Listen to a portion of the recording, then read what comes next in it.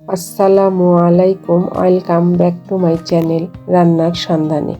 আমি আজকে আপনাদেরকে তৈরি করে দেখাবো চটপটি। আমি এখানে 1 কেজি ডাবলি পানিতে 4 থেকে 5 ঘন্টা ভিজিয়ে রেখেছিলাম। ডাবলিগুলো খুব সুন্দরভাবে ভিজেছে। এবার ডাবলিগুলো পরিষ্কার করে ধুয়ে নিয়ে সিদ্ধ করতে চলে যাচ্ছি। পাত্রে পর্যাপ্ত পরিমাণ পানি দিয়ে ডাবলিগুলো সিদ্ধ করে নিব। দিয়ে দিচ্ছি বেকিং সোডা হাফ চা চামচের মতো। এখানে 4টি আলু ছিলে নিয়ে মাঝখান থেকে কেটে দিয়েছি। আর দিয়ে দিচ্ছি হাফ চা চামচের মতো হলুদ গুঁড়া। এবার ভালোভাবে মিশিয়ে নিচ্ছি। আপনারা যদি প্রেসার কুকারে সিদ্ধ করেন তাহলে বেকিং সোডাটা বাদ দেবেন। এবার ঢাকনা দিয়ে দিচ্ছি।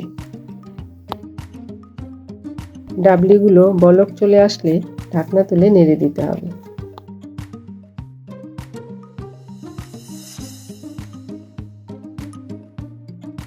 এবার আবারও ঢাকনা দিয়ে দিচ্ছি। 20 থেকে 25 মিনিট পর ঢাকনা তুলে নেড়ে দিচ্ছি।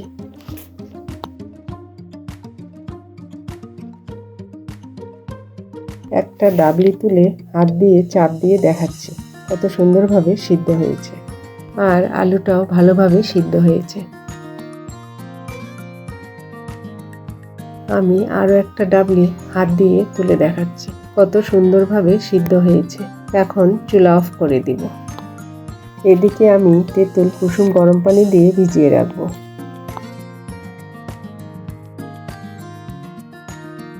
এভাবে একটু চামচ দিয়ে ভেঙে দিয়ে আবারও কিছুটা পানি দিয়ে দেব।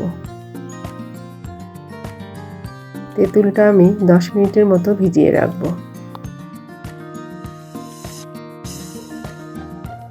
এখানে চটপটি তৈরি করার জন্য নিয়েছি শসা কুচি, নিয়েছি ডিম সিদ্ধ, ডিম ছোট ছোট টুকরো করে কেটে নিয়েছি, পেঁয়াজ কুচি, কাঁচামরিচ কুচি আর তেঁতুলের কাঠ। আর এখানে সেদ্ধ করে নেওয়া ডাবলি থেকে 1/3 পরিমাণ ডাবলি তুলে নিয়ে চটপটি পরিবেশন করে দেখাবো।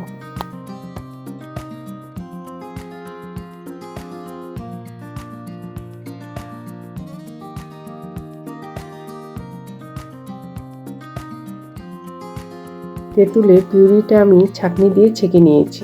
চিলি ফ্লেক্স দিচ্ছি হাফ চা চামচ, বিট লবণ দিয়ে দিচ্ছি হাফ চা চামচ, সামান্য একটু লবণ দিচ্ছি ভর্তি করে 1 চা চামচ চটপটি মশলা। বাইরে যে চটপটি মশলাটা পাওয়া যায় সেটাই দিয়ে দিচ্ছি। আর দিয়ে দিচ্ছি 1 চা চামচ চিনি। এবার সবগুলো ভালোভাবে মেশাতে হবে। মেশানো হয়ে গেলে এক সাইডে রেখে দিচ্ছি। এখন বড় বাটিতে ডাবলিগুলো ঢেলে দিচ্ছি।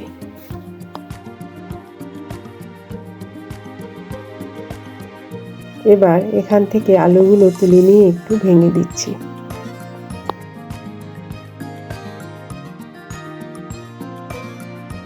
আলুগুলো একটু দানা দানা থাকবে।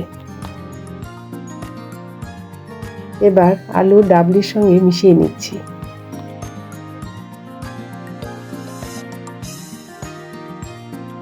এবার 1 চা চামচ লবণ দিয়ে দিচ্ছি। বিট লবণ দিয়ে দিচ্ছি 1 চা চামচ। দিয়ে দিচ্ছি 2 টেবিল চামচের মতো চটপটি মশলা।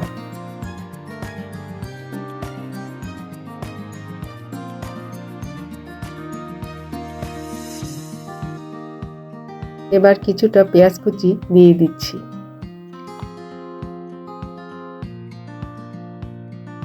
সাথে দিয়ে দিচ্ছি শসা কুচি। দিয়ে দিচ্ছি ছোট টুকরো করে কেটে নেওয়া ডিম। দিয়ে দিচ্ছি কাঁচামরিচ কুচি।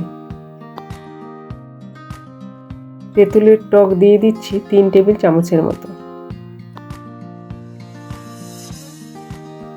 এবার সবগুলো চামচের সাহায্যে ভালোভাবে মিশিয়ে নিব।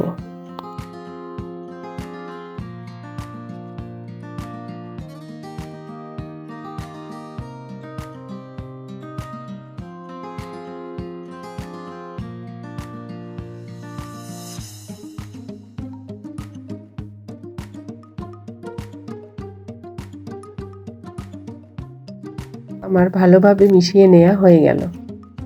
এবার চটপটি পরিবেশনের জন্য একটা ডিম গ্রেট করে দিয়ে দিচ্ছি। আরও দিচ্ছি ছোট টুকরো করে কাটা ডিম। দিচ্ছি শসা কুচি, দিয়ে দিচ্ছি কুচি করা পেঁয়াজ, আর দিয়ে দিচ্ছি কাঁচামরিচ কুচি। সবশেষে আরও কিছুটা তেঁতুলের টক দিয়ে সাজিয়ে নিচ্ছি। তৈরি হয়ে গেল আমার মজাদার চটপটি। আশা করছি আজকের রেসিপি আপনাদের কাছে ভালো লাগবে। রেসিপি ভালো লাগলে অবশ্যই চ্যানেলটি সাবস্ক্রাইব করবেন। আজকের মতো এখানে বিদায় নিচ্ছি। আল্লাহ হাফেজ।